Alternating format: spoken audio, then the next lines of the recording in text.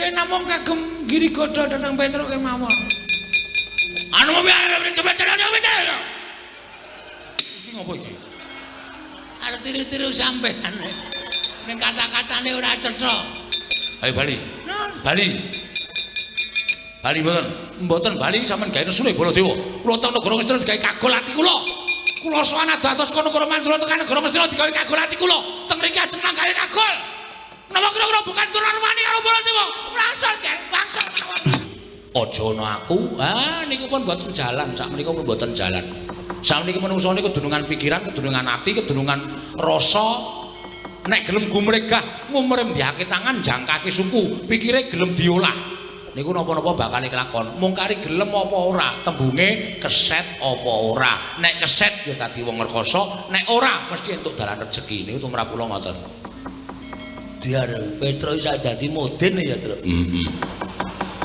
Nek mejang gleling ya Petro ki. Tur kenyataan kuwi ora mung omongan tok. Dadi nek sampeyan ora iso ngandhake ndara-ndara kula Pandhawa, tenan, kula ora mung ngomong goro. Kula kan lunga sing mriki. Kula kan ngangkati sandangan sampeyan lemari-lemari kula kan ngangkati tumpake gerobak terus minggat nduh teng pundi sampeyan papan pernai. Nek aku lunga mesti digoleki para Pandhawa, kula sing matur. Nek Durna wis lunga, kowe mesti didukani karo para Pandhawa. Nuwun sewu, Pandhawa ki arep juragan kula, kali kula wedi. Kali kula mitung. Mergo apa? Pandhawa ki niteni karo kabecikane wong liya. Ngoten. Pandhawa ki niteni karo dharma bektine batur-batur kaya kula niki. Pandhawa niku ora tau lali karo dharma bektine kaya kula. Mula arep kula niku ora sowan mbok suwene 7 taun. Nek kula tiba-tiba sowan ten negara Ngamarta, dirangkul karo para Pandhawa. Petruk tanpa kowe aku ora iso kaya ngene. Petruk tanpa kowe Pandhawa ora kaya ngene kahanane. Niku lho, apik-apike bebudene para Pandhawa. Mongko wong kaya ngoten niku angel, golek-golekane angel. Ngoten. Dadi kula suwun sampeyan niku nek umpama dadi piyayi ya ngelinga karo labuhane para kawula-kawula, ngelinga karo labuhane karo wong-wong cilik. Nggih? Aja sak kepenake dhewe. Ngoten. Petro? Nun. Barang kowe kandha kaya mengkono aku pengen jujur karo kowe. Jujur napa? Blaku tang terus terang aku ora ngerti Pandhawa nendi. Modar. Gong. Ngantel jasmu. Ora kok. Kuwi ngopo ya, Gong, kok matane abang. Mendem. Ayo mulane. Aku nek ora ngene iki ra wani, Tru. Ngombe apa ya? Spiritus.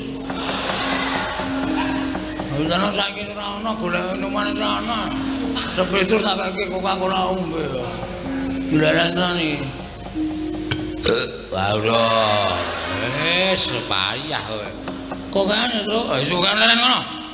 Wong arep perang kok dadak gedhekke ati ngono kuwi ora entuk kon gedhekke ati. Kapokmu kapan kowe? Ya wis. Haji kono. Ngopo kok malah muring-muring dhewe? Asma lasirun mlaku-mlaku. Lasirun iki sapa? Tukang eson. Ora tungguson mlaku-mlaku ndase asikanan. Kowe sapa-sapa kok? Asma. Tenan. Tenan. Ayo kesel yo. Dadak ombeni barang pengar perang kartu marwe dadak perno-perno. Ora sampe lak trajangi dhewe le. Oke. Hati-hati ya, Tru. Ana kira-kira wae alah ngomong aku sae. Oh iya. Ana sing ngene ya. Ora ati harus iso. Ah iya. Wis ora pandang brutu. Apa? Pandang brutu. Pandang bulu. Aduh. Ngoten aku, Tru. Ya wis ora maju, tak maju. Sone aku nek konangan mah tak keplak yo, Gong. Wong lurape kok dienggo. Ulung sawangan aku. Ora dari namane, Tru. Ngono ae dari namane. Ya wis ngono ae ndandut wae ning kene rasa perang. Nandang.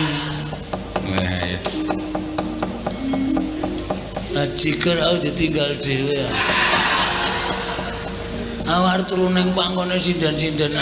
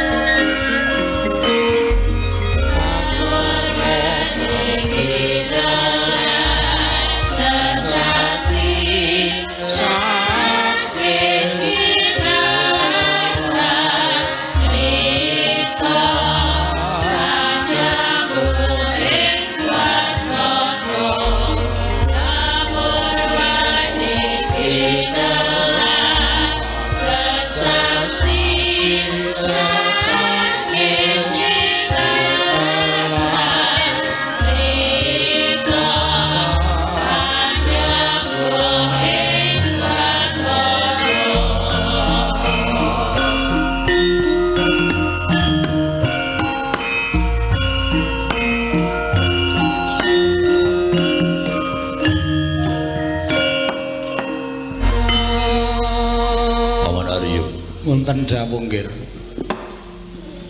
Menika kanthi dene sowanipun Ponokawan Petruk. Ingkang sowan wonten negari Ngastina. Lah iki kok malah ngane-aneh. Kakang Durna. Pripun Dewate? Petruk kaliyan Bagong sowan wonten negari Ngastina. Oh, dasare wong ora duwe.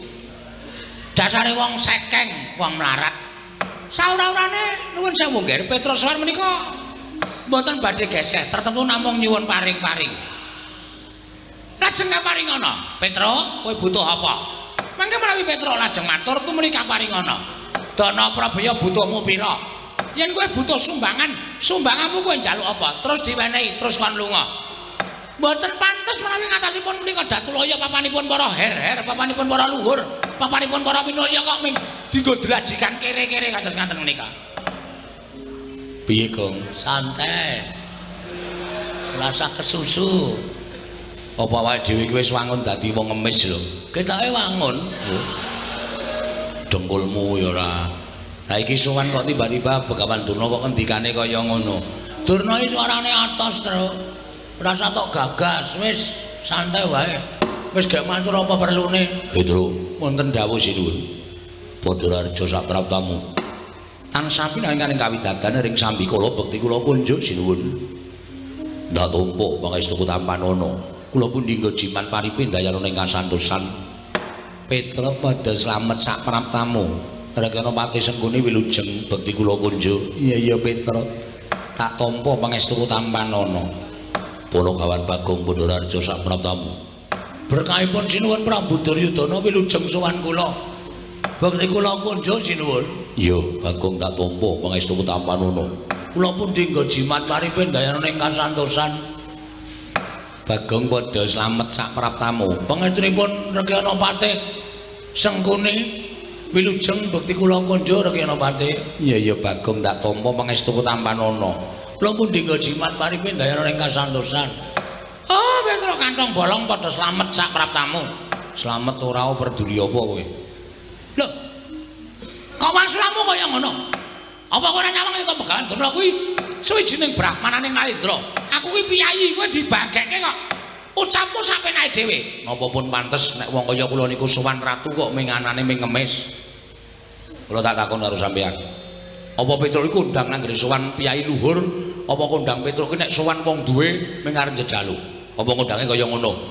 Mestine kaya ngono kuwi, wong ora duwe ki nek sowan karo wong duwe mesti ming arep jejaluk. Ning Petruk ora kaya ngono kuwi. Alah, ora usah dadak silak karo atimu. Nek pancen jaluk-jaluk kok. Nuwun sewu, Mbah. Sampeyan niku senengane ngendhak karo gunaning jalma, senengane sampeyan niku ngidak karo sak pepadane. Kula ora seneng nek carane kaya ngono kuwi. Mula nek sampeyan mbageke kula, nuwun sewu nek kula ora wangsulan mergo sowan kula Petruk niku apik-apik kok teng mriki ming mangsuarani elek. Dadi atine Petruk mangkel karo sampeyan. Lho, nek mangkel arep ngapa kowe? Kowe nek mangkel arep ngapa? Ya ana pendhita aplotroke kathoke tenan lho. Truk, sing sabar. Aku ora ngomong to. Biasane sing ora sabar iki aku ning aku saiki sabar. Oh, kok iso sabar? Mangan ayam goreng. Oh ayo. Aku saiki iso sabar. Ditampa pangestripun Pandharna wilujeng bekti kula kunjuk. Tak apa, pangestu Tampanono. Nggih. Rada mangkel sajake. Bagong Pandhararja. Pangestunipun Begawan Durna Sang Maha Pandhita wilujeng bekti kula kunjuk Penemban. Oh iya tak tampa. Pangestu Tampanono. Lah kaya ngene iki lho. Wong ora tau sugetan aten, ora tau neson. Selagine kowe iki luwih tuwa tinimbang Bagong kok kowe iki gampang murup atimu. Bagong iki malah saiki sabar. Bagong iki malah saiki atine ketok nek gedhe. Ditimbali kaya ngono ya wangsulane apik. Terus, ora nesu, ora. Wis tak sabarke kok, Gong. Pangestripun Penemban Durna wilujeng bekti kula kunjuk Penemban. Ah iya tak tampa. Pangestu Tampanono ya, Bagong. Nggih. Mergi nek nganti kula wani karo sampeyan. Sampeyan niku arep pendhita balane kewan-kewan. Hus. Kok balane kewan-kewan? Nyatane sampeyan ngepek kewan, ora ngepek menungsa. Loh, iki ketoke alus ning saya atos iki. Oh, ketoke kepenak suarane ning saya ora kepenak. Bagong aja ngrembu perkara kaya ngono. Sing apik ya Bagong, sing sabar, sing ikhlas. Nggih. Ponokan Petro, wonten dawuh sinuwun. Sawise satata. Nggih. Ana wigati apa? Mula kangge matur marang panjenengan ingsun. Sepisan ngaturaken sembah pangabekti, ndungkap angka kalih. Sowan kula menika dipun utus pepunden kula inggih menika Ndara Abimanyu. Abimanyu anakku, nggih. Ya kene Abimanyu utusan nglawan sira Ponokan Petro. Mugi andadosna ing kawuningan Ndara Abimanyu menika pendak dinten muwun.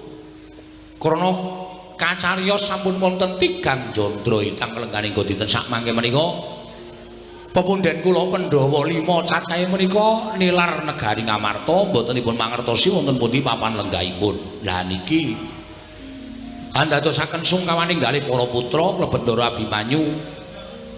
Monggo botenipun mangertosi wonten pundi lenggahipun para Pandhawa. Ora ana baban ingkang menga, anda ingkang sumendhe, banon kang tinumpuk mboten wonten. Malah sampun boten kirang-kirang Ndara Abimanyu menika nyuwun priksa yanging sabdawarga ngrawuhaken para brahmana winasih sewa sugata miyang para nimpuna supados nambah utawa madosi wonten pundi lenggahipun para Pandhawa. Nanging gagar wigar tenantuk karya. Tumuli nalika semanten petang-petangan kali kula diitung-itung sapa pendhita sing urung disuwuni prisa. Lah kok magragap Ndara Abimanyu paring dawuh Petro kowe sowan ning Sukalima. Gandeng Kanjeng Rama Kanjeng Wanjadipati kuwi duwe guru sing banget dibekteni. Mula nyuwun prisa karo Eyang Penemban Durna Pandhawa nilar praja kuwi lenggahe ning endi. Nek panen iso nuduhake matur nuwun, nek ora wis mangsa Baranga Petruk klepat kula nilar Tanjung Anom nganti kalih Bagong sowan teng negara Ngastina. Dados wigatosipun kula menika mboten gadhahi wigatos kaliyan Sinuwun Prabu Duryudana. Nanging nuwun sewu, kula sowan mriki menika betah Begawan Durna. Mergi kala wau kula jujuk wonten ing Sukalima menika suwung. Mboten wonten tiyang babar blas. Lawange gembokan tumunten wonten cantrik sing matur kali kula nek Begawan Durna sowan teng Ngastina wis kula jujuk sowan mriki. Nuwun pangapunten nggih sinuwun. Sowan kula wonten sanipun Sin Prabu Duryudana menika mboten betah kaliyan panjenengan ning kula badhe nyuwun ngampil Begawan Durna mboten ketang namung sekedhap kemawon. Badhe kula suwuni prisa wonten pundi lenggahipun para Pandhawa dinten sak mangke menika. Nek Begawan Durna saged ngaturaken kula akoni nek pendhita pancen kondang monyor-monyor pendhita kalugengrat wasis-wasis ngesi. Ning nek Begawan Durna ora iso ngaturaken wonten pundi lenggahipun para Pandhawa pun sarembug kalih Bagong wiwit dinten menika Durna kudu minggat saka Ngastina. Pun ngoten mawon matur kula menawi wonten lepatipun nyuwun pangapunten sewu lepat nyuwun pangaksama. Oh Durna, wonten dawuh nggih. Petruk matur kados mekaten. Bapak Durna sampun tanggap kula semanggaken, kula caosipun Bawasesa. Petruk, pripun, Mbah? Kowe butuh karo aku to, Panakawan? Nggih. Bakal takon apa? Mbok penak jagongan iku adu arep, ora kok ungkur-ungkuran ndak ora kepenak li dirasake. Oh iya, aku tak maju. Nuwun sewu kemarin kula majeng nggih. Kula semanggaken Bapak Durna. Durna ina panalingane rala majaring ratri linenggak jangganira kapisanan aneng marang Bratayuda ing Petro pripun Mbah kowe butuh takon karo aku nggih. Takon apa?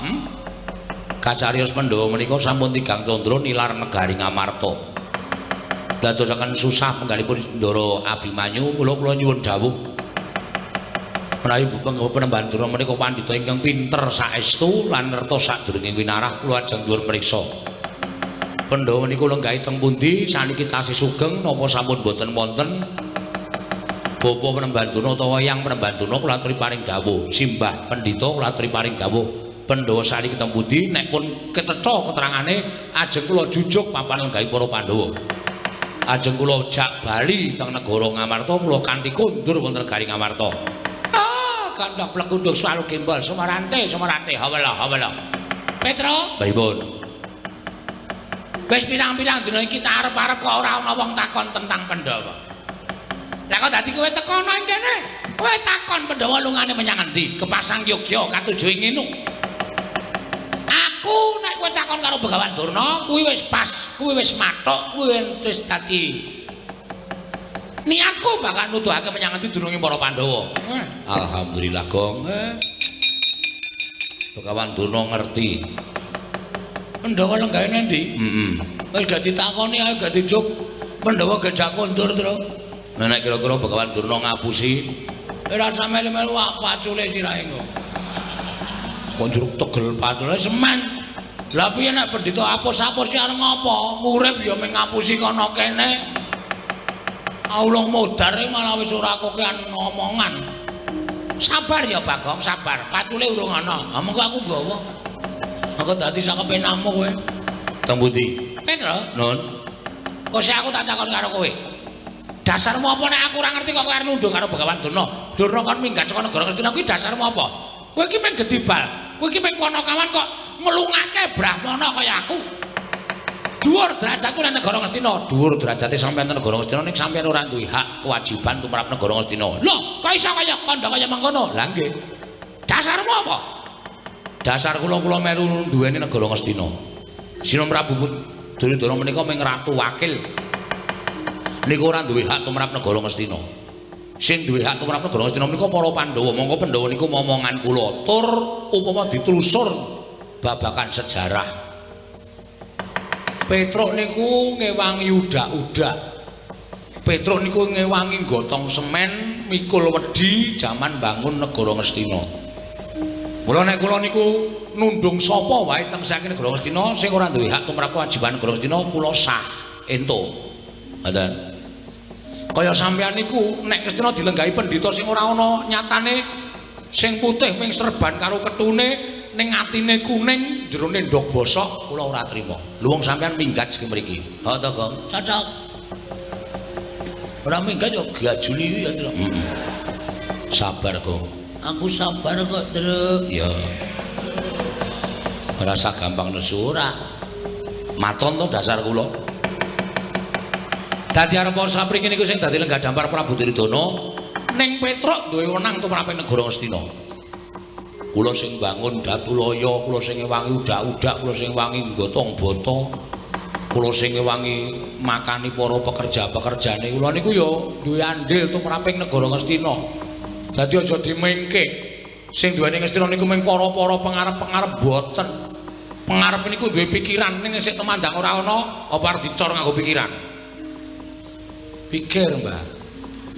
Dan semanten ugi sing mikir ora ana nek ana sing tukang nyambut gawe ya ora mlaku. Mula loro-loro niki dadi siji. Aja diya diniya nek ora ana aku, ora bakal dadi kaya ngene. Sakniki tembung kaya ngono disingkirke. Niku tembung sing mikolahake awake dhewe, tembung sing gumendhung mergo awake dhewe. Aja ana aku.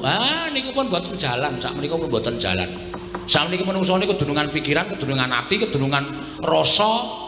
Nek gelem gumregah ngumrembihake tangan jangkake suku pikire gelem diolah niku napa-napa bakal kelakon mung kari gelem apa ora tembunge keset apa ora nek keset ya dadi wong rekoso nek ora mesti entuk dalan rejeki niku tumrap kula ngoten diare Petro isa dadi moden ya Tru nek mejang gleling ya Petro iki tur kenyataan kuwi ora mung omongan tok.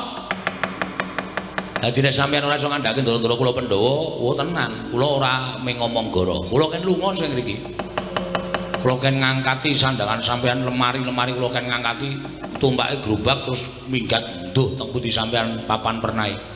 Nek aku lunga mesti digoleki para Pandhawa, kula sing matur. Nek Durna wis lunga, kowe mesti didukani karo para Pandhawa. Nuwun sewu, Pandhawa ki arep juragan kula, kali kula wedi. Kali kula mitung. Mergo apa? Pandhawa ki niteni karo kabecikane wong liya. Ngoten. Pandhawa ki niteni karo dharma bektine batur-batur kaya kula niki. Pandhawa niku ora tau lali karo dharma bektine kaya kula. Mula arep kula niku ora sowan mbok suwene 7 taun.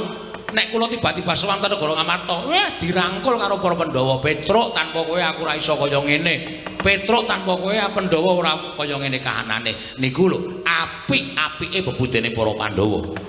Mongko wong kaya ngoten niku angel, golek-golekane angel. Ngoten. Dadi kula suwun sampeyan niku nek umpama dadi piyayi ya ngelinga karo labuhane para kawula-kawula, ngelinga karo labuhane karo wong-wong cilik. Nggih, aja sak kepenake dhewe. Ngoten. Petro, Nun.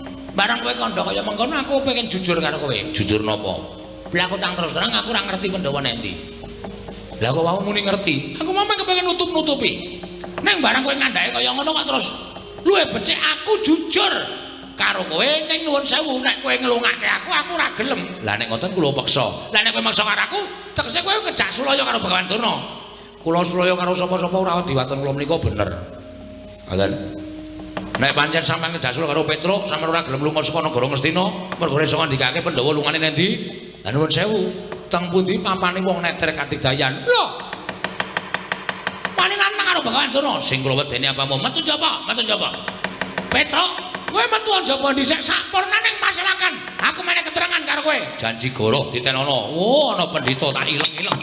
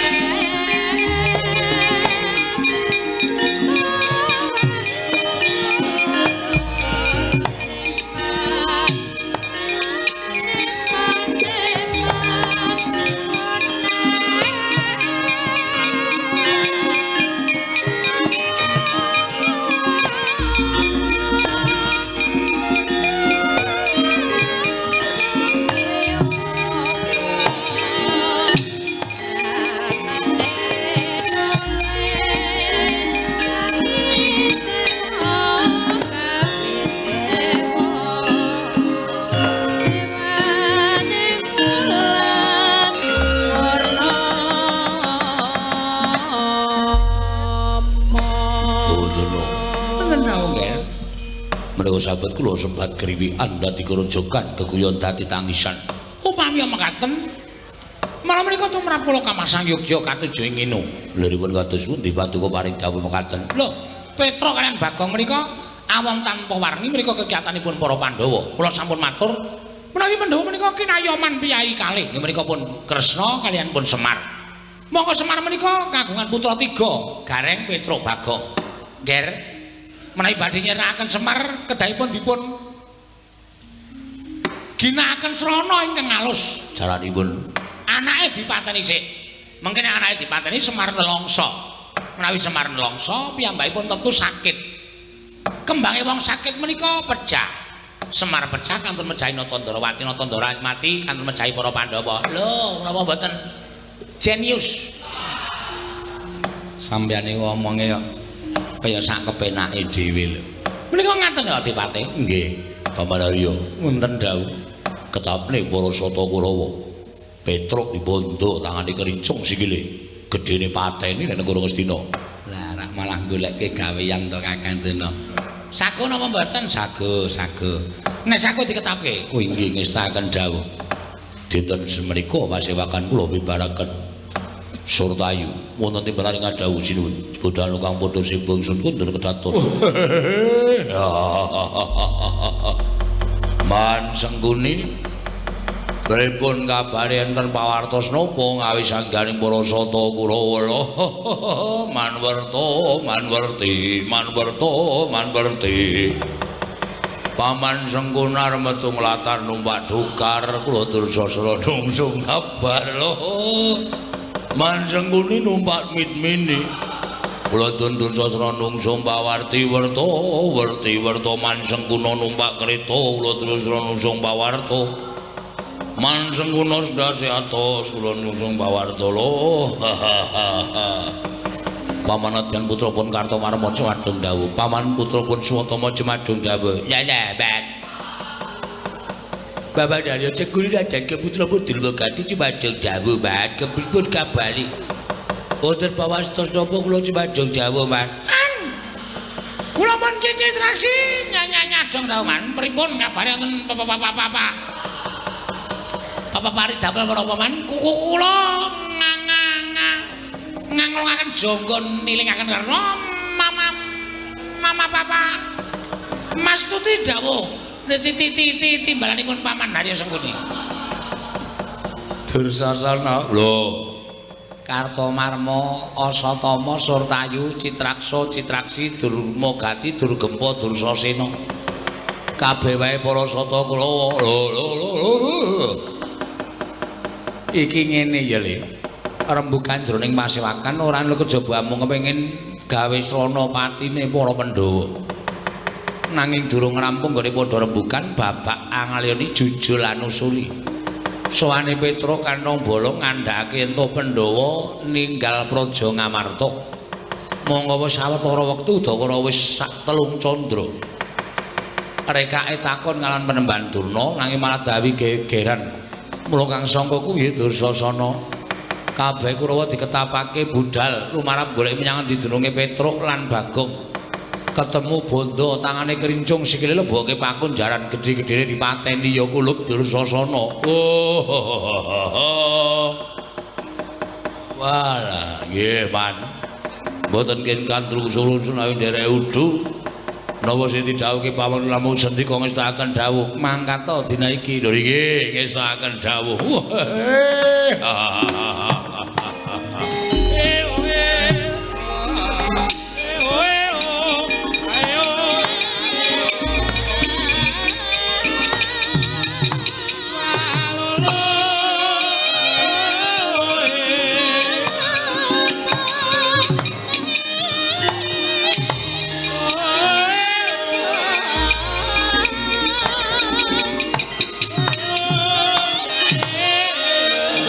Thank you.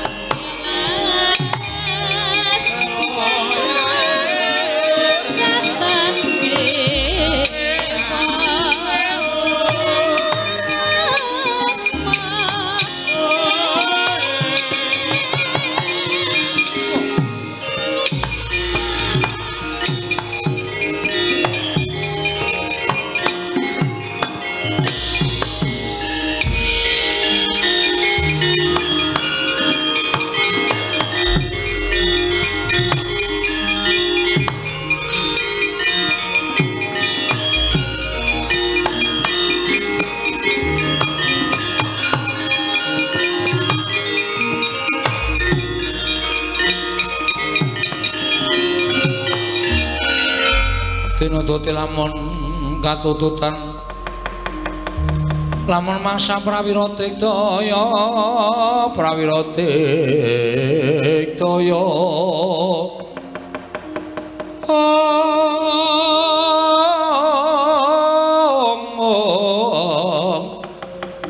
Ronangkono magawe kelari rawang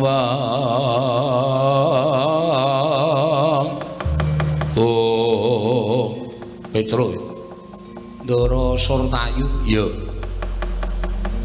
enten apa Gusti kula entosi Didi Kurawa sing kula tenteni sanes Parasata Kurawa ning Begawan Durna sing kula suwuni prisa teng pundi lenggahing pundhing kula Pandhawa ingkang sampun sawetawis wekdal nilar praja Ngamarta Petro nun Blokasuta wae Begawan Durna Bapa Penemban Durna ora prisa menyang lenggahing para Pandhawa Mulyan kowe takon karo Bapa Penemban Durna, aku sing bakal meneh mangsulan karo kowe.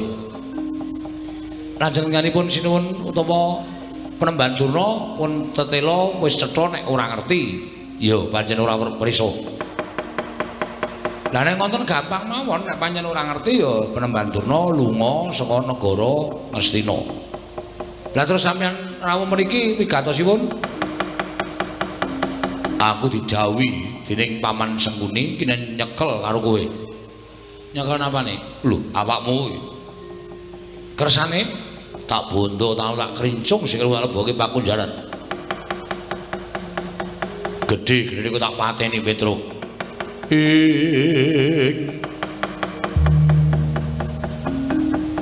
Kagat risang kapirang urinangkul kinempet kempet dosa ngreknaning bawana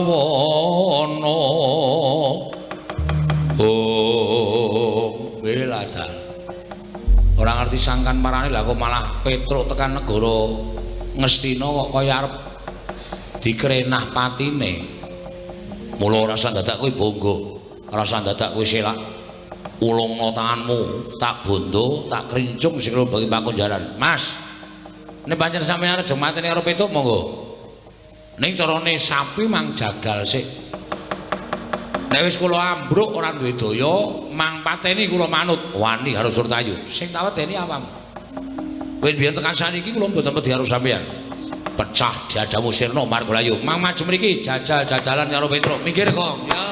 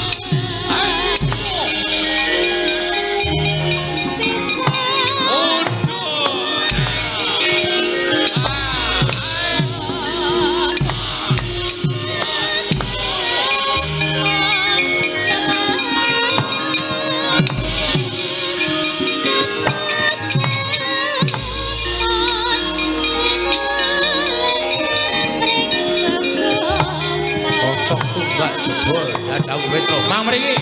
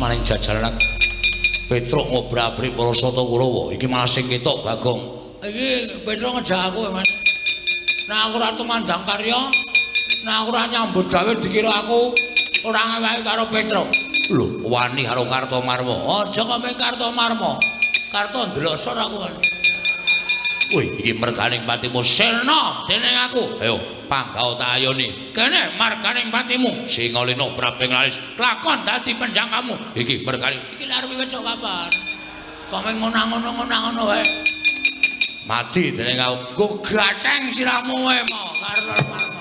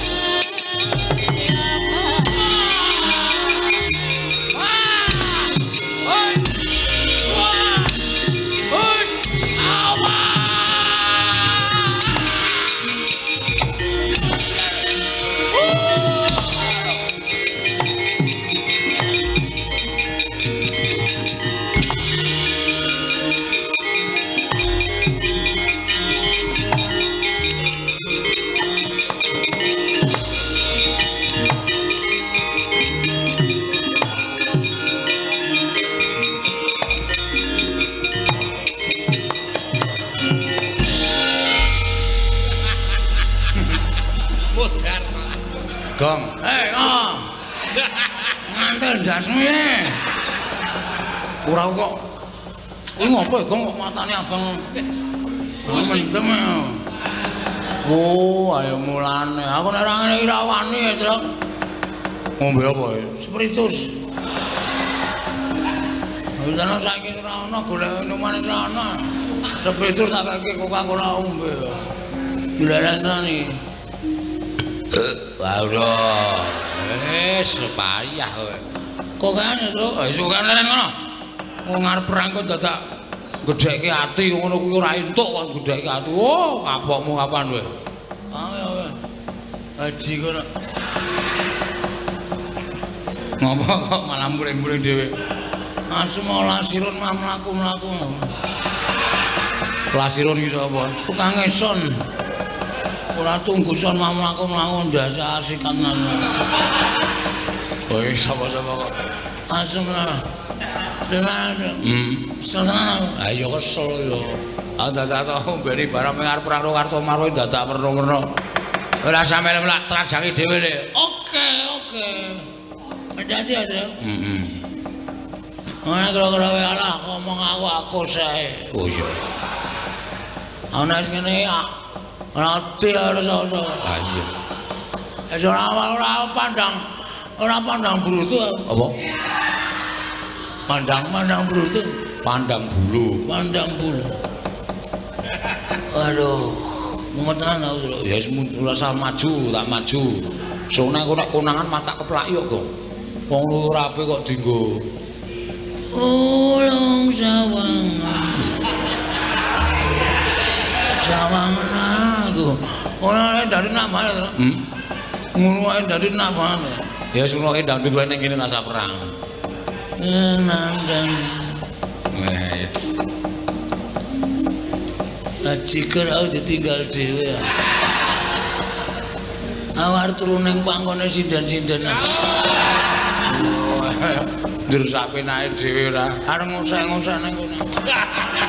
Ben awakmu pengen. Ya.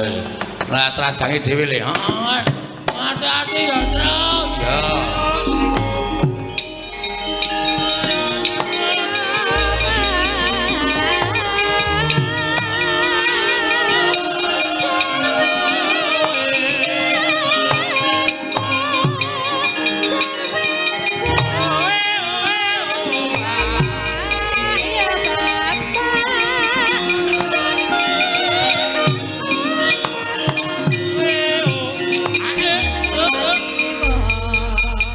Kula man. Petruk seprika-sepriki mboten sesuda kekuatane. Ning malah saya mempenge mboten kanten-kanten kula sumanggaken. Kowe iki pangeran pati kok kalah karo Panakawan. Nyatane kawon dipun menapa-menapa kawon yo kalah ora sedak kok ana omong. Wah, edian. Bagong perang kali kula. Bagonge mungsuh Kartomar nggih. Tandange ngawur. Wah, wis sanjake kaya wong pinter pencak ngene. Wah, wis rusuk kula mboten wantun musuh Bagong kula semanggaken. Jengklit barang sapenake dhewe. Lah dalala sapa sing urung maju iki sing arep maju? Swatama wonten dawuh. Maju le. Nggih, ngestaken dawuh Petruk. Mboten manut lan kula ajar. Wis sakarepmu pateni ya kena iki.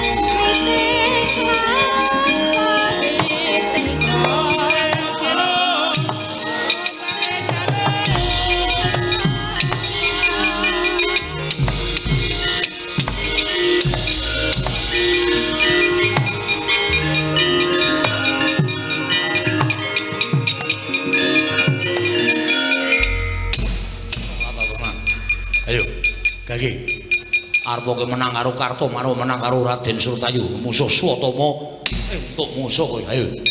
Ayo Walesan. Petro kowe diantemi kok meneng wae mlirik matamu. Kowe menungso apa kowe? Kowe panjenengan apa? Lah kok dadi kowe meneng wae. Ayo Gage. Ayo Walesan. Kowe ngece karo.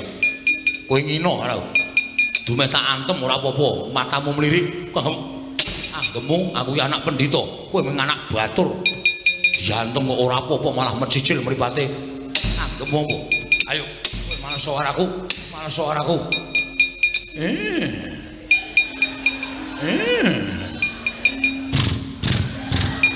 Tuprok, tuprok, tuprok. Rasa melu-melu. Aku gumae terus. Rasa melu-melu togong kemarin.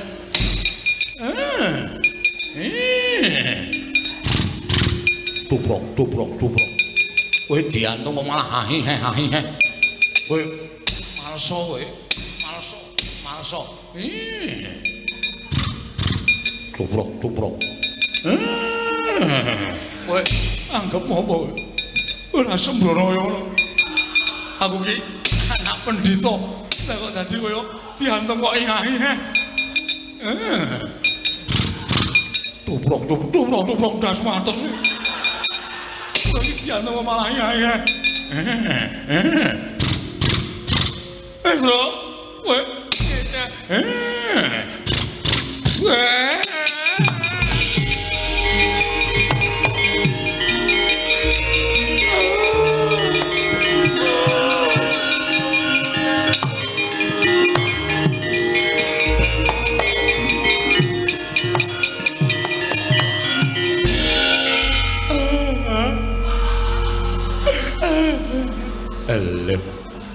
Iki ngapa iki?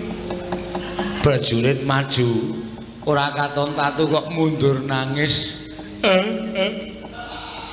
Man, Ngapa? ati kula sakit, Man. Gara kenapa? Manah kula sakit. Petro kula jotosi. Lah iya, aku ya weruh. Nggih, Man. Petro kula antemi sak manut karo karep kula sak mempeng-mempeng kula. Kula ken males ora gelem males ning matane mecicil. Bareng gelem males niku mboten ngantem.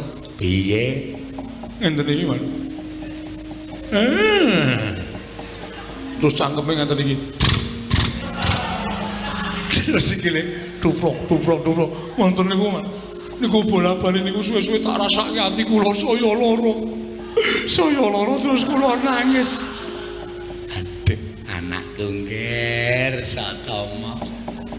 Pulo-pulo bejamu dadi 20. Mula ya Petruk ki ngerti sejarahmu. Dikon bales ora bales ning malah ngono kuwi. Niku artine napa, Man? Teng ati kula kok lara banget. Kuwi tegese Petruk ki ngece karo kowe. Lho, ngece bab napa? Ngece nek kowe kuwi anak jaran. Paman ampun clometan.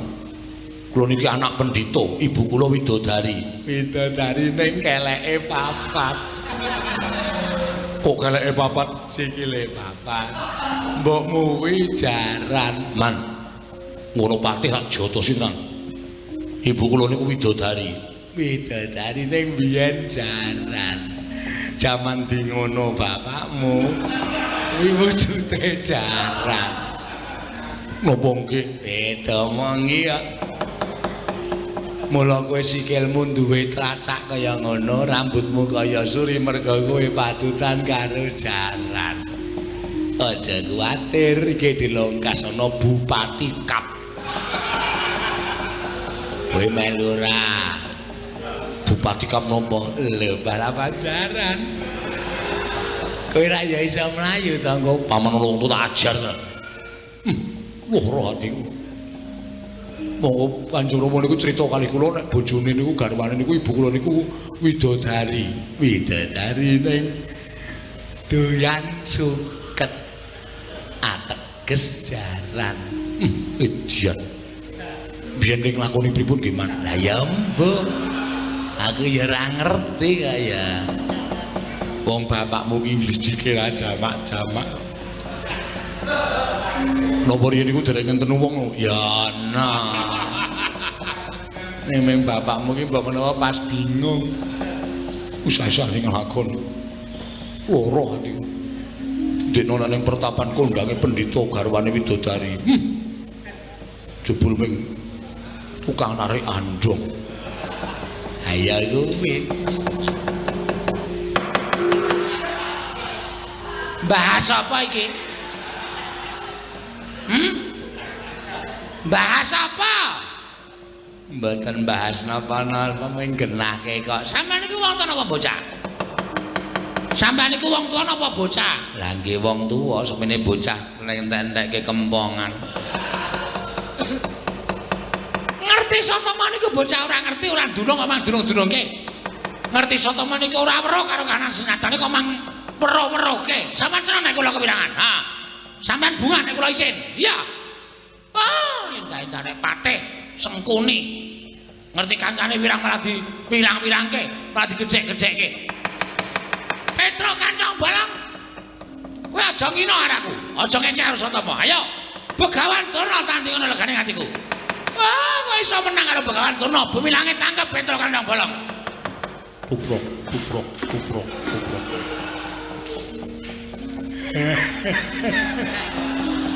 Kono guyu kono. Bahagia. Hah?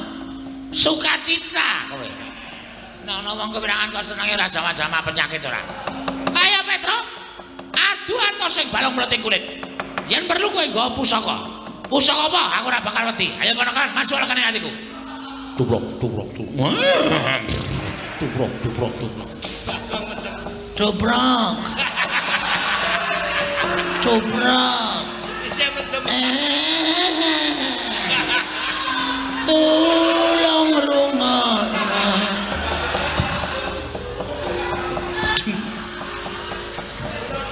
Wong mumet sirahe kok ya dadak melu ngecil. Oh, pancen penyakit kabeh. Petro ya penyakit, Bagong ya penyakit, gugu karepe dhewe. Iya. Cobrok. Cobrok. Halo. Ditirokke nek jarane jengking. Jengking kasmu kuwi. Penyakit ora. Oh, senengane kok ngece arek. Ya Petro. Kowe ngejak apa? Kuat nadai Kiai Cunda maneh. Oh, nglakon meguru karo kowe. 20 tahun keparat. Tubrok, tubrok, tubrok, tubrok. Dobrak, dobrak. Toprak, toprak, toprak. Siamene malah ngejak setar balapan jaran. Aku ki gumun karo Petro ki biyen sik ngabari sapa ya. Kok iso ngerti, ponokawan mongko ora ngerti jaman nom-nomane Kakang Prembandurna. Iya. Oh, pancen Perot. Ngece karo aku sengkuni Perot. Kose to. Sampeyan niku ece-eceran ya ece-eceran aja nyandak sak dhuwuring tenggak. Perot ya men. Wong sampeyan yo eleke kok dadak pendhita kok irunge kok manuk bedet. Ya men, ini ora Perot cangkeme. Ini ora bedet irunge. Ini ora Perot cangkeme. Bedet Perot. Bedet Perot. Bedet.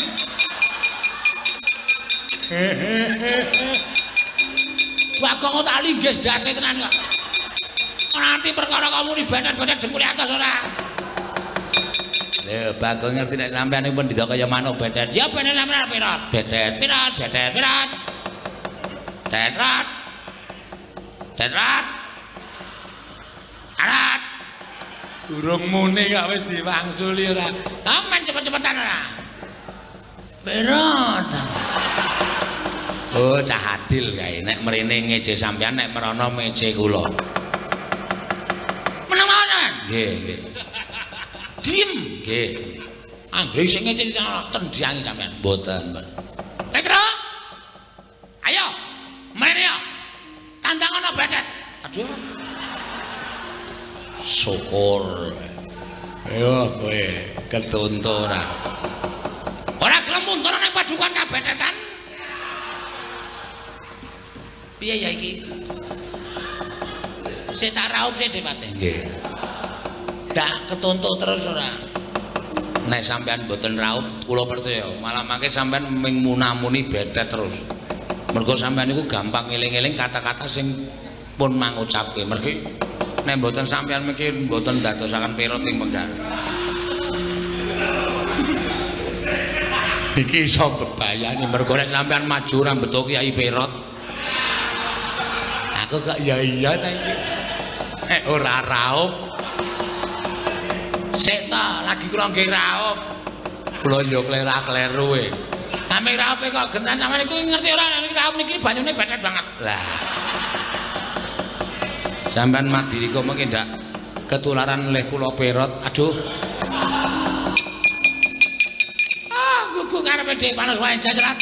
Petro ketiban Kyai Sunda maneh ora jeblok ketemu aja tutang.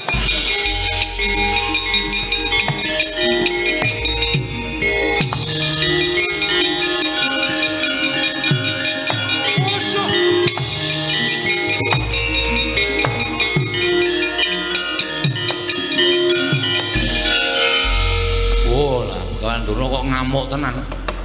Nggawa Sunda maneh. Muruk mubiar kaya ngono kae. Gong, le, mlayu le, mulih ayo mati menanane.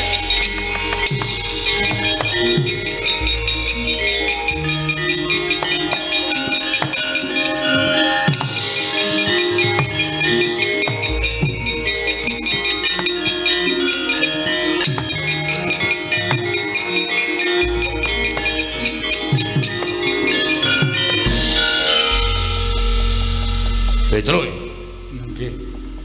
Diar Rono ketemu Durna, rene ketemu Sinuwun Mandura. Petro kantong kala gawe geger negara Mestra, menungsa apa kewan glandang ning kono.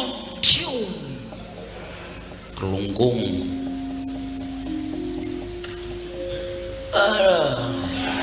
Iku ngopo to Mas Rono mari-mari adus kono. Kita gebyuri ndas Petro.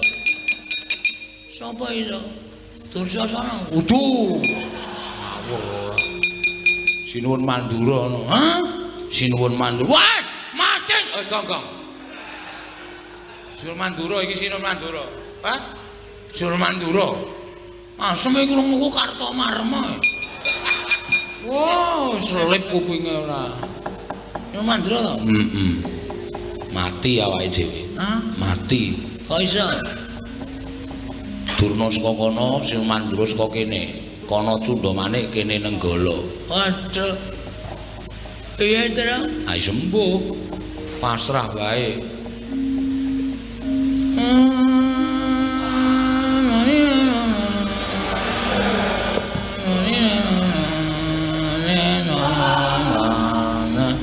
Ngopo e Gong kowe iki?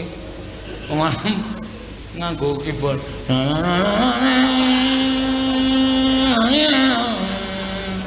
Kuwi lagu apa kuwi? Ratapan anak piru. Sedih ta, Tru? Iki nggo ngiringi dhewe modar. Oh. Betapa mujur nasibku. Malang, aku seneng mujur. Malang ya ora kena. Ampe nek mujur. Lambemu ra Petro, nun. Saka ndi kowe? Saka Ngastina. Lho, ngopo saka Ngastina? Diutus Ndoro Abimanyu. Abimanyu aku ngutus karo kowe. Nggih. Wis seru ya omongane, Tru. Cetha nesu iki. Heeh.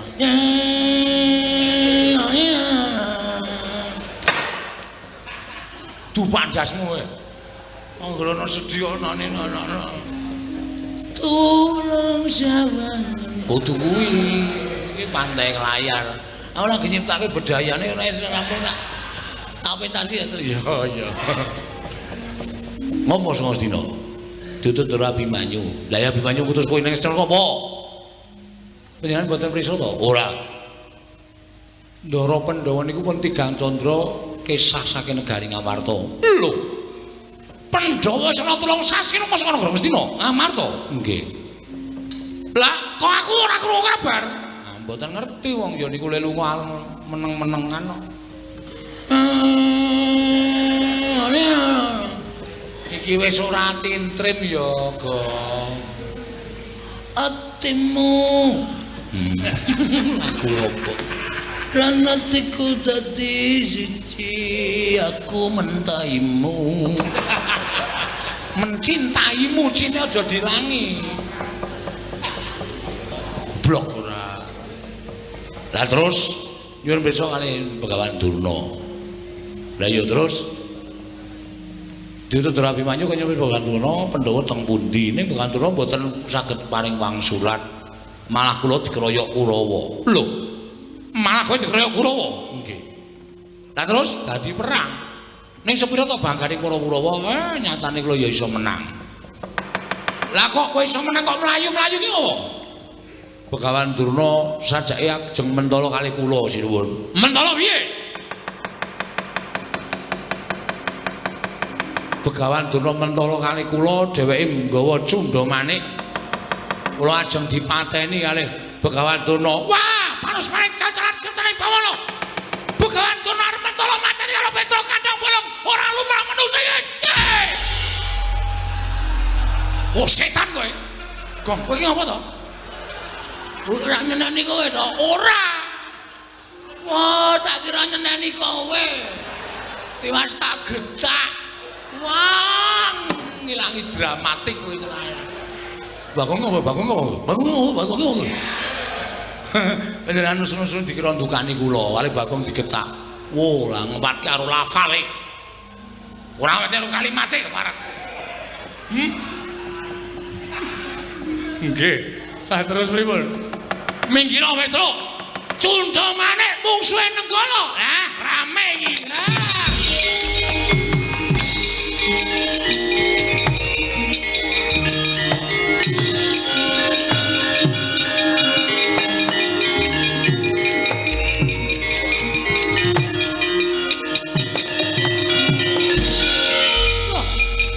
Mereka anak Prabu Mandura. Nggih.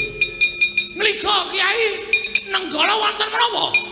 Nggo ngembari wong tuwa sing kurang gawean nggawa pusaka tengah-tengah awan ngene iki arep ngopo? Arep ngopo sampean nggawa pusaka? Anu nampa mlampah-mlampah nggih. Mlaku-mlaku pripun? Tange kelakone wong nggawa pusaka ping mlaku-mlaku karepe piye? Mesti arep ditamake wong. Iya, mesti arep ditamake wong. Nek ngoten ku ya arep namake Nenggala ki ning jadane menungso. Lho, sinten sampean? Lho, lepat kula napa? Sampean nggawa pusaka kula nggawa pusaka. Rasa kok kan gulung diduwa piye? Mboten nggih. Mboten kula sampun ngakeni kelepatan. Singgahke. Nun, Singgahke. Dilebokke. nun. Dilebokke.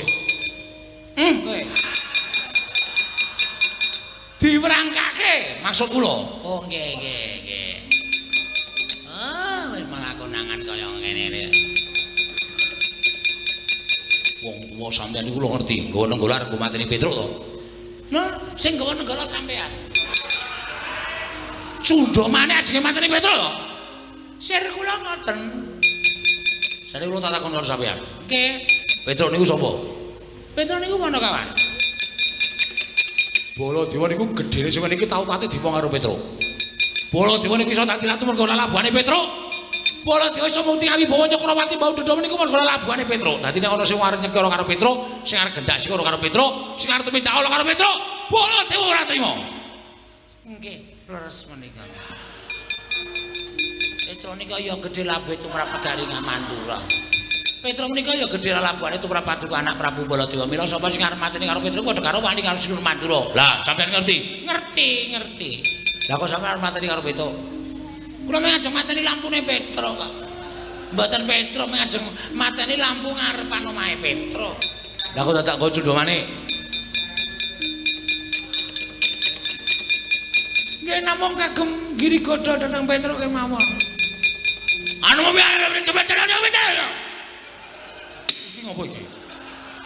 Arep tiru-tiru sampean. Ning kata-katane ora cetha. Ayo Bali. Bali. Bali mboten. Mboten Bali sampean gawe nesune Baladewa. Kula teng negara Ngastina digawe kagol ati kula. Kula sowan dados kono negara Mandura tekan negara Ngastina digawe kagol ati kula. Teng mriki ajeng gawe kagol. Napa kira-kira bukan turunan wani karo Baladewa? Langsung kan, langsung mawon.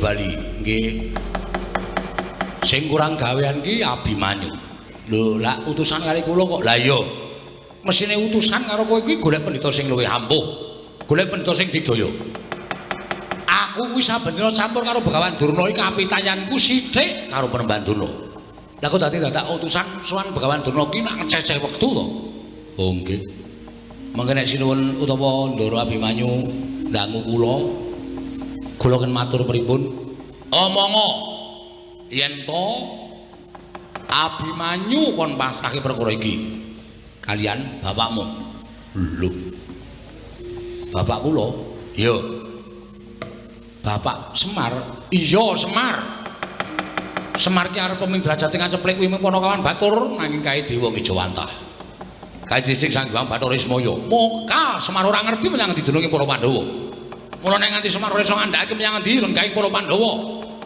wajib Abimanyu ora trima marang Semar Badranaya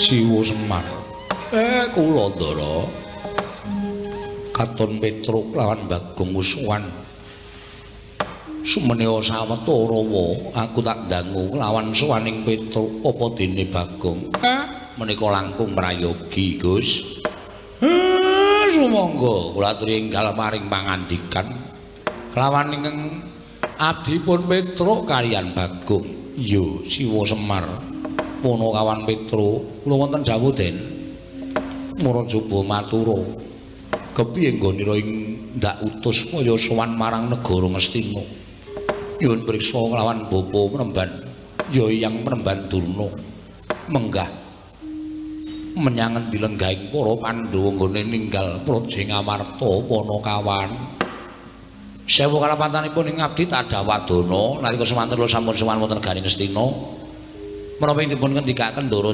Abimanyu sampun laturaken kaliyan pun Begawan Durna nanging nuwun sewu kula nampi dawuhipun Sinten Prabu Baladewa Petruk rumangsaku sing kurang gawean kuwi Abimanyu nuwun sewu lho menika kula nirakaken panjenenganipun Ndara Mandura iya Ponokawan aku wae sing srawung sambendina karo Begawan Durna ki kapitayanku mung sithik lha kok dadi Abimanyu kok dadak utusan karo kowe supaya nyuwun priksa karo Begawan Durna lha mbok nek nganti Durna ngerti tugelen gurune Baladewa malah janjane ndaramu Abimanyu kae iki jane ngadhep wong pinter ning sing ora ketok pinter wong wasis sing api-api bodho sapa Ponokawan mboten sanes dawuh namung bapak menika sing Sang Hyang Bathara Ismaya bapak menika Dewa Ngejawantah ngendhalipun Sinuwun Mandura bapak tertentu pono wonten pundi lenggahipun para punden Pandhawa malah Ndara Baladewa paring dawuh kowe matur karo ndaramu Abimanyu Truk kon masrahke perkara iki marang Semar. Nek Semar ora saguh, nek Semar ora iso ngaturake menyang dilenggaing para Pandhawa, kowe ning Mandura omong aku, bapakmu tak ajari. Ngoten niku Gus Ndara Abimanyu. Miat langening kalangguan aklar andan moncar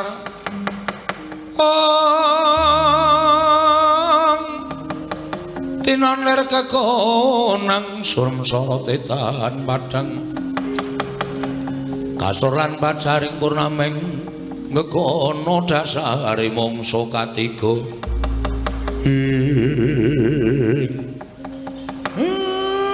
nuwun sewu Den. Lah kok ngoten ngendikaning ingkang wa ing Mandura Siwa Semar ora usah dadak selak marang kewajiban. Oh, ngerti lamun Siwanaya Ntaka kuwi lebu pamonging para Pandhawa. Ndak kira Siwanaya Ntaka wis apal marang lagak lagu lan lagianing kepunden Pandhawa. Mula paringa dawuh menyang dilenggahing para Pandhawa Siwa Abimanyu ingkang basal sumusul marang para Pandhawa. Nuwun sewu nggih Den, kula mboten ngertos sewa semanten. Sampun kinten kula badhe wisuh lumuh ngentasi perkawis. Den, awi mangtutke laku jantraning Semar kula kanthi mlebet wonten telenging Wanawasa ngupaya ingkang rama inggih menika punden para Pandhawa. Mengkono Siwanaya Ntaka nggih ya yen pancen kaya mengkono ayu. Anak mojo ning keritut luntak laku ning Abimanyu. Monggo Gus kula dherekaken Den. Semareka den prayitna semuriris.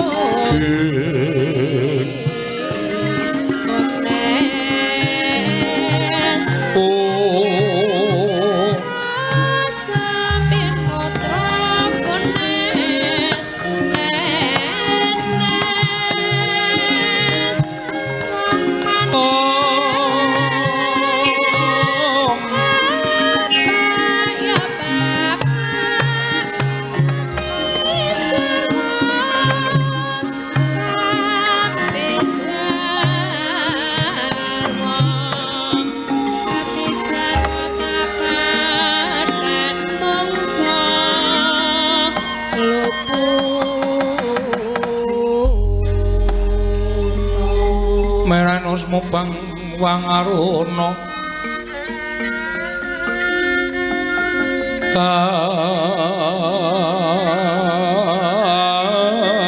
kadinetraning uga rapuh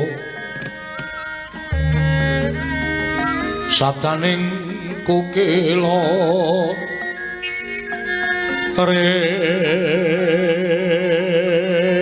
kanikara sakatar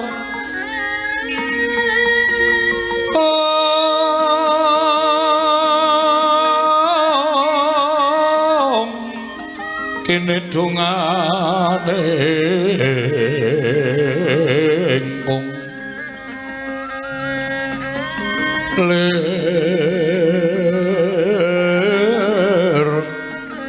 sing pene panca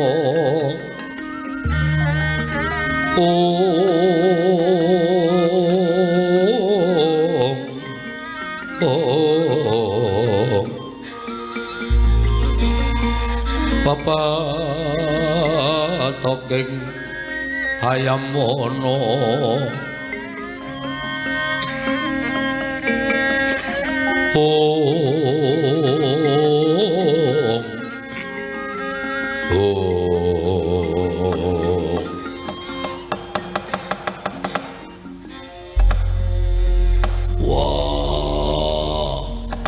barep kakangku aja mbok kira aku aning ganggu nggonmu nglakoni tapa brata nanging kadreng nggonku kepengin ngerti wiwit budal saka negara Ngamarta barep kakangku ora taren apa-apa ora paring pangandika apa-apa marang adimu malah saiki mapan ana ing tengahing alas wis pirang-pirang candra suwene barep kakangku ora jugar nggone nglakoni tapa sediamu apa lan karepmu piye yen pancen mengko apa kang dadi karepane barep gambuh karo apa sing tak pikirake mestine aku ora bakal selak bakal nyengkuyung karo wateking barep kakangku ngene nglakoni tapa ning telenging alas Koko Prabu kepareng Mbah dhateng ing raipun Arjuna samangke menawi sampun pono menapa ing sampun paduka lampahi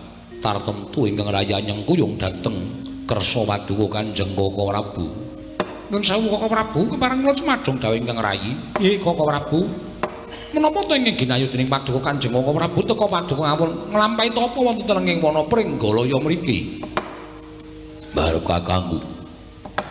Ndak suwun jugalo sawetara nggonmu nglakoni tapa.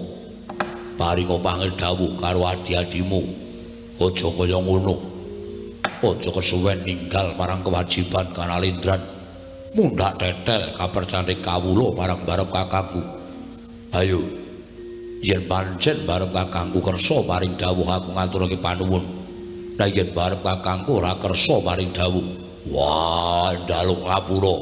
Yen aku kudu bali marang Praja Ngamarta netepi marang kewajibaning kasatriyan barep kakangku. Sarating mandam sumala madangi jroning masarean ngenangi wadana katon remu-remu kalingan ngangrengeng sang Dyang Mananggung sumungkem guling ing dara Arjuna wonten timbalan kembar wonten dawuh Prabu wonten dawuh pun kakang nyuwun mangapura ingkang gedhe ya Yayi dene pun kakang ora paring dawuh kelawan siadi ngerti lamun pun kakang nampa sasmitaning Jawata ya nadyan durung pana apa ta ingkang sinasmitakake dening para Jawata nanging gandeng pun kakang wis nampa sasmita tegesipun kakang kudu nglakoni sasmita ingkang wis pinaringake marang Puntadewa. Nalika semana Puntadewa didhawuhi supaya mapan ana ing wana Pringgalaya mangsa semedi nglakoni tapa brata mungguh apa ta keparinging Jawata pun kakang dhewe durung bisa nggagapi marang keparinging dewa ingkang paring sasmita kelawan pun kakang Dimas gunjang ganjing langit kelap-lapaton lerken sanging risang mawe gandrung ing dereng ngantos pariposami Balacana kasaru saking katebian kapireng penangising peksi Dara ingkang ngarujit penggaling Sang Puntadewa nalika semanten tupi mulat lenggahing Sang Puntadewa siga niyup saking dirgantara ponang peksi Dara wau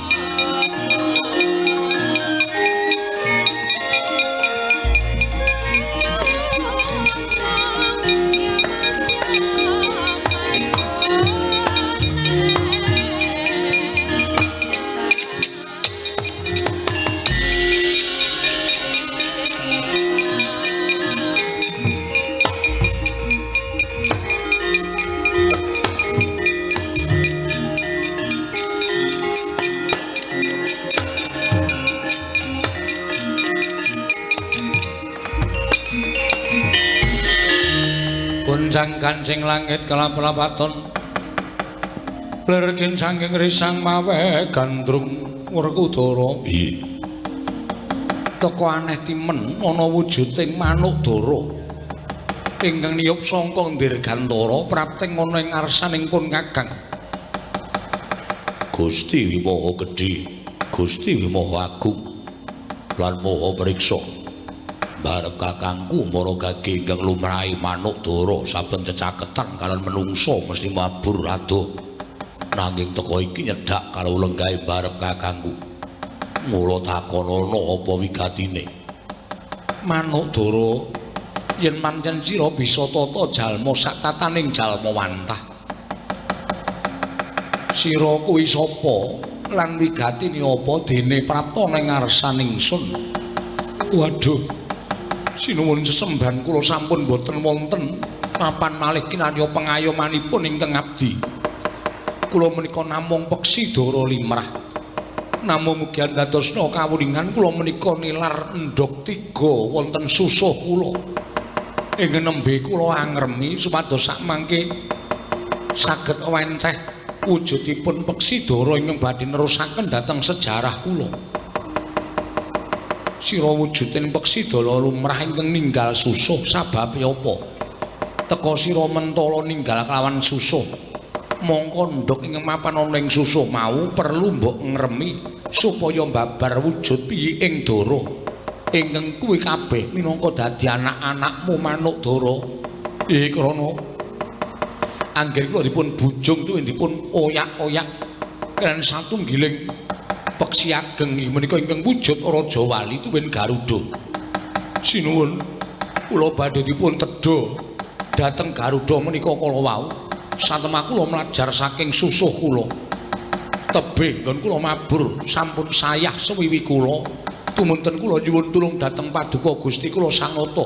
Mugi kepareng mangayomi dhateng kula saking Garuda ingkang badhe mangsa dhateng jasad kula.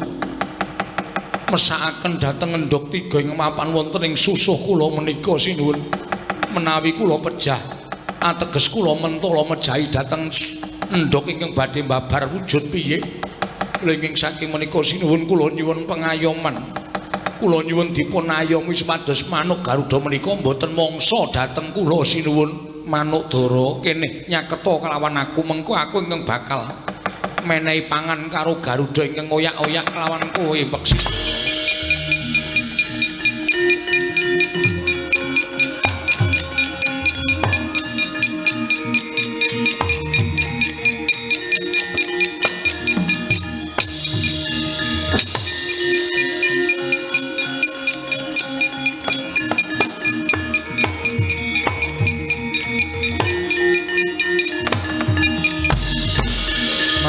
Anggro sesumbar lindhu bumi gunjing kumaludha guntur ketup ing Manukdara wonten dawuh sinuhun. Apa iki aran Garuda ingkang motha-motha kelawan sira? Inggih. Menika ingkang badhe mangsa dhateng jasad kula. Garuda. Sira kuwi wujuding manuk ingkang gedhe. Nanging sabab apa? Sira teka ora ngayomi marang wujuding Manukdara ingkang luwih cilik tinimbang Garuda. Malah kowe bakal mangsa marang Manukdara. Nuwun sewu sinuwun. Menika sampun dados kodrating gesang. Manukdara menika kedah dados mangsa kula. Apa kowe ora mesakake Manukdara lagi ngremi ndok cacah telu ing susuhe? Kudu mati dadi mangsanmu. Ateges kowe uga mentala mateni marang anake Manukdara ingkang isih wujud ndok mapan ana ing susu. Babar kawis menika sanes tanggel jawab kula. Ingkang wigati kula namung manut dhateng kodrating Hyang Mahanasa bilih Dara menika dados mangsanipun ing abdipun Garuda menika. Mula Kang Sangka kuwi aku nyuwun kelawan sira goleka manuk liyane sak liyane Manukdara iki. Merga iki sing duwe kewajiban kudu neteskake endhog ing mapan ana ing susuh. Sampun boten saged yen to ora bisa saiki kowe nyuwuna marang Puntadewa. Nyuwuna marang aku. Sira njaluk ijol manuk apa? Mengko aku ingkang bakal golekake waton aja Manukdara iki.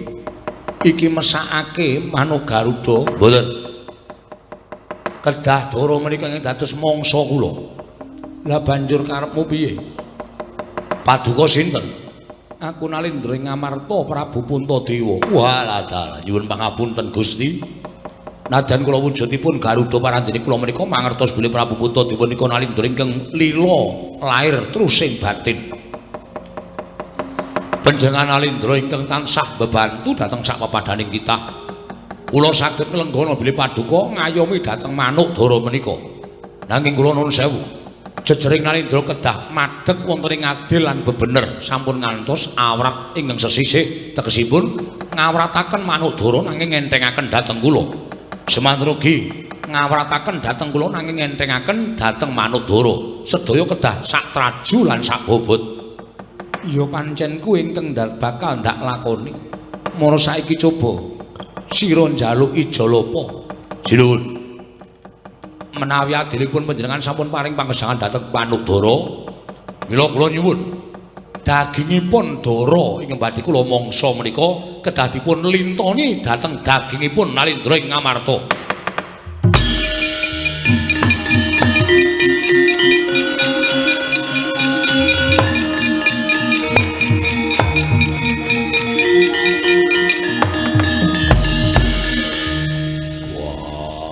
Arep kakangku.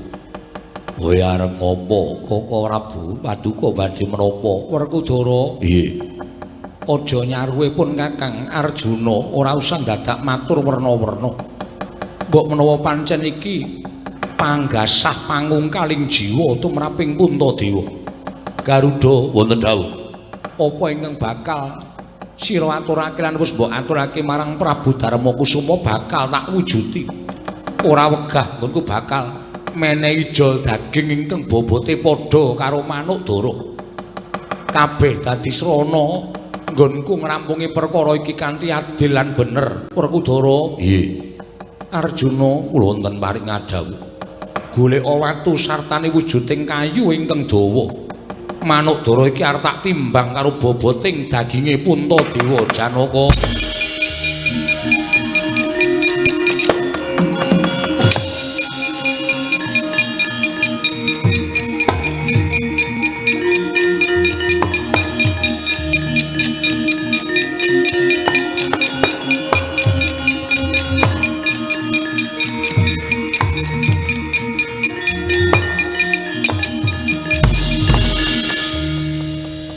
Manukdara wis mapan ana ing pepucuking kayu ingkang wis tinumpangake ana ing watu ingkang gedhe. Garuda wonten dawuh.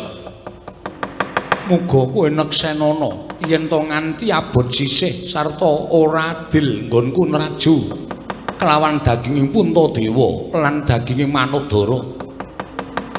sumpah ana uripe Puntadewa ora bakal mulya selawase urip. Lega lahir batos kula sinuwun. Nanging menapa paduka menika lahir batos sangenipun badhe maringaken daging paduka kinarya lintu menawi ngantos kula mboten nedha dinten menika kula badhe wejah. Nadyan tekaning mati bakal ndak wujudi. Arjuna kula wonten paring adhawuh pun Kakang nyuwun ngampil curigamu Koko Prabu badhe menapa. Wis to Yayi aja dadak siadi ngregon-ngregoni Puntadewa. Kene Yayi mala gage paringna Gunjang ganjing langit kelap-lapaton lergin sanging risang mawe gandrung ing manuk Garuda wonten dawuh mara gage wis padakno ora bakal laku wegah nglakoni perkara iki mbok menawa kanthi kaya mengkene memungsuhanmu lawan manuk Dara bisa rukun kowe bisa golek pangan liyane manuk Dara ingkang dadi mangsanmu. Yata laruta saking godha sang Kurakala. Yen namutasa Sang Sri nyandak ukiraning curiga. Nengke Sang Puntadewa nalika semanten ing pangajap supados tumindak adil lawan manuk Garuda buah manuk Dara. Ingkang sakmangke Garuda diamangsa dhateng wujuding manuk Dara. Tinumpangake wonten ing sela wujuding kajeng ingkang saged kinarya nimbang awrating manuk Dara lawan daging ing Sang Prabu Puntadewa. Sigra tinancepake wonten lengen den geret mangandhap temah muncrat ludira mancur kagiat Sang Werkudara wau. Oh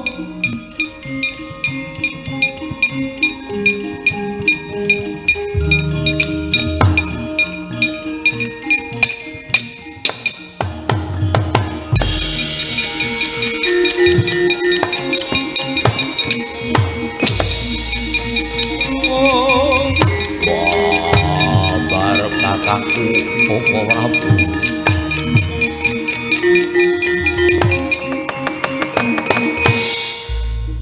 Dres kang ponang ludira temetes wonten ing siti madaning Bantala parandene datan ngraos sakit Sang Puntadewa sigra nyandak lerepaning daging ingkang pus bineset dening Sang Puntadewa tinumpangaken wonten ing kajeng ingkang riyaya tetimbang barandring mangke tasih ketingal awrat manuk Dara.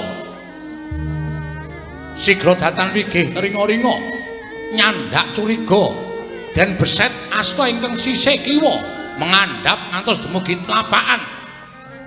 Katon malerah astaning Sang Puntadewa wau. Oh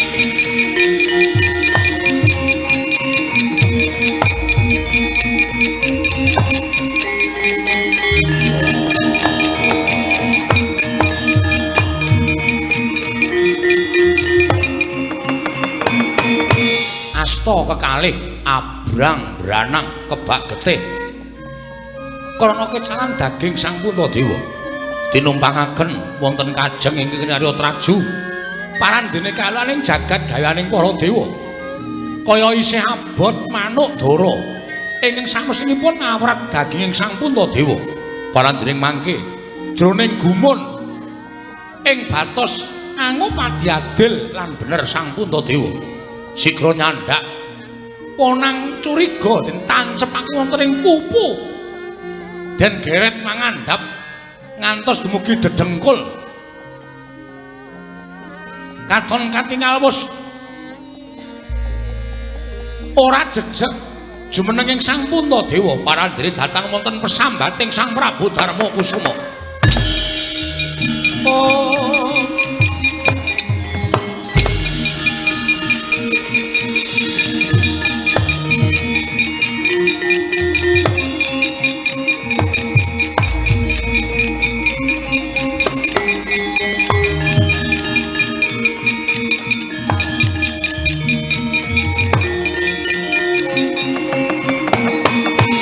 Pupu kiwa tengen wis bimeset dening Sang Puntadewa. Namung katingal inggih menika wujuding suku ingkang abrit krana kekebaan getih.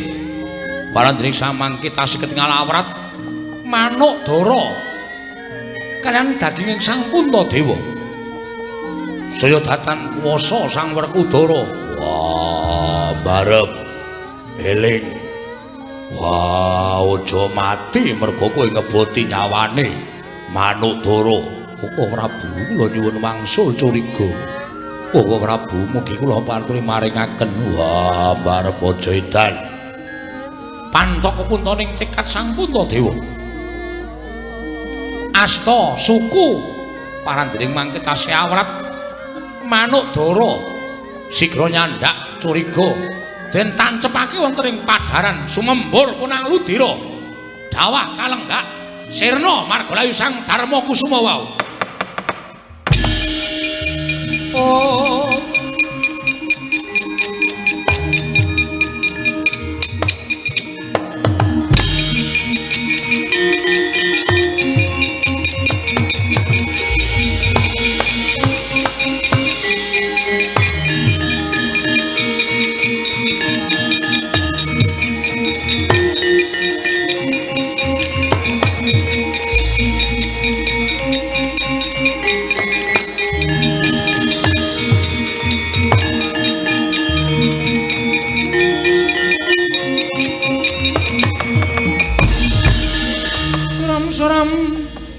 Dewangkara kinggen lir manguswa kang layon denya ilang kang memanise wadahananira layu umel jamratnya maratani ing Werkudara guru akehku aja kuwatir kang dadi atinira. Arjuna kula wonten maring adhawuh ngerti yo lamun ingkang dadi Garuda mau yekti panjenengan ulun wonten ingkang dadi manuk dara mau Kakang Pukulun Bathara Narada ingkang pusarembug nedya nyoba marang lair batine kadangmu Pambayun ya kuwi si Puntadewa.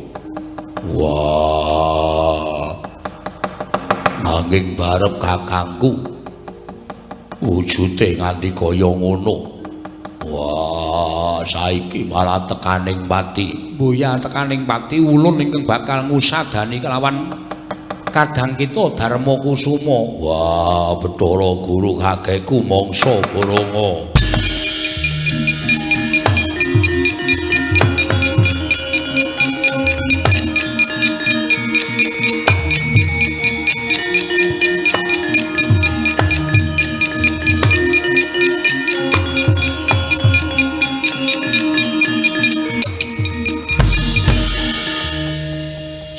Bekti kula kunjuk Pukulun Puntadewa mboya ana titah ingkang penggalihe ngungkuli kelawan kita kulub wayah ulun Darma Kusuma sayekti netepi kelawan kondang ngumandhanging Nalendra Ngamarta ingkang lila lair lan batine lila lawan pati mungkin arya mbebantu marang sak pepadaning urip mula ora jeneng aneh lamun sira tinengeran kang ludira seta Pukulun sedaya namung nindakaken jejering kewajiban ingkang wayah minangka dados titahing Bathara. Wah, dalah kok dadi kaya ngono. Ora ana manungsa apik-apike bebudane ngukuri si Puntadewa mula ora jeneng aneh. Yen to jenenge Puntadewa, Punta kuwi luhur, dewa kuwi wis ngarani keluhurane wae ngungkuli para Jawata. Mula kang sangka kuwi nggih apa ing kita lakoni jroning wana Pringgalaya sayekti anggaduh kanugrahan sira ulun paringi priksa lamun sejatine Jawata bakal matedhakake wahyu ingkang winaran wahyu Pura Kencana apa ta werdine ya mung jeneng kita ingkang bisa mangun sawijining negara sasat kaya dene Pura Kencana. Pura kuwi papan, Kencana kuwi tembung ingkang sarwa becik.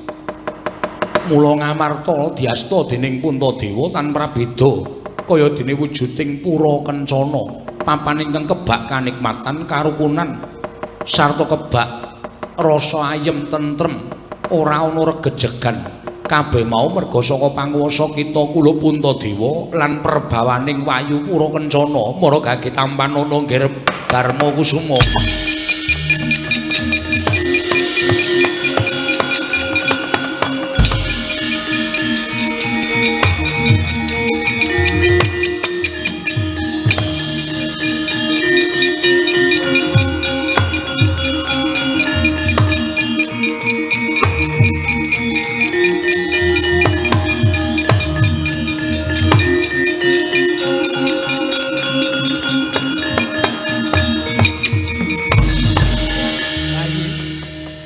Bingung ngantos persasat mboten ing neraka mboten wangsul dhateng Garing Ndorowati pengajaping manah kula mboten patiya kula badhe wangsul dhateng Projeng Ndorowati mboten pinanggih kalan para Pandhawa Koko Prabu netepi dhateng sasmitaning Dewanggayu kanugrahan menapa Wayu Pura Kencana barep kakangku wis kelakon kedunungan Wayu Pura Kencana jagat Dewa Bathara pun kakang melu seneng pun kakang melu bungah yayi kula mangayu bagya lan ngempil dhateng kamuktening Wayu Pura Kencana menika yayi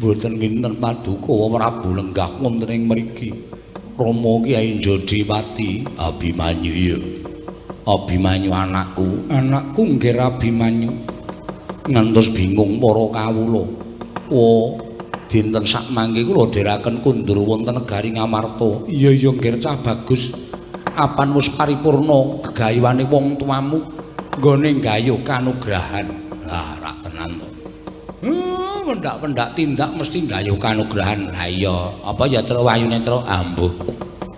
Apa gong wahyune jumbuh karo tulisan ning baliho. Heeh. Aran Wayu Pura Kencana welah. Wilayah apik iki. Heeh. Nderek mangayu bagya ndara, nderek mangayu bagya, nderek mangayu bagya.